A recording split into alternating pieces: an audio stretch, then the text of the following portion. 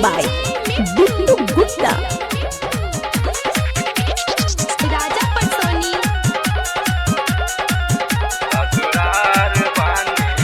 जीजा हो गइल बिया हम जात बानी हो हम तोहरे लना ही कुंवर बानी हो जीजा हो गइल बिया हम जात बानी हो हम तोहरे लना ही कुंवर बानी हो अब चली नहीं कोनो मनमानी की हो साली तोहर ले आइल ससुरार बानी हो कि तोहर दीदिया के हम त भतार बानी हो।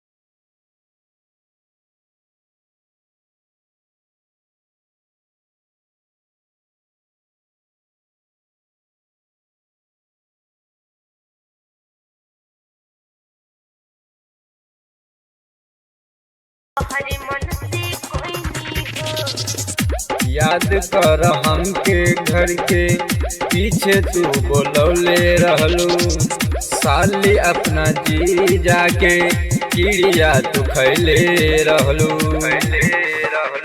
जीजा भूल जा तू जौन भइल कहानी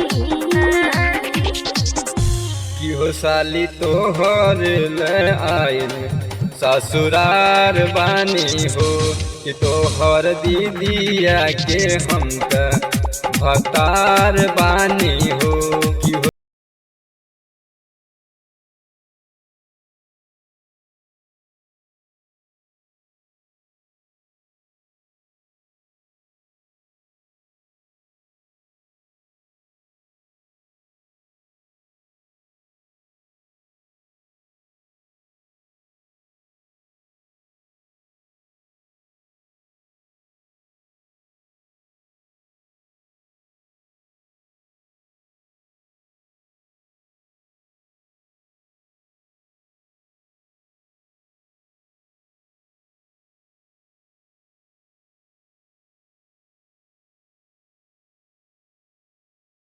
रतिया नहीं सोती हो साली ससुरार जाके उमेश के भूलैबू बिट्टू परवा दीपक के साली तू भूलैबू।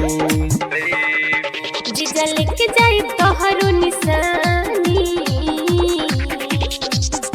की हो साली तोहर ले आइल ससुरार बानी हो कि तोहर दीदिया के हम त भतार बानी हो कि हो साली तोहर ले आइल ससुरार बानी।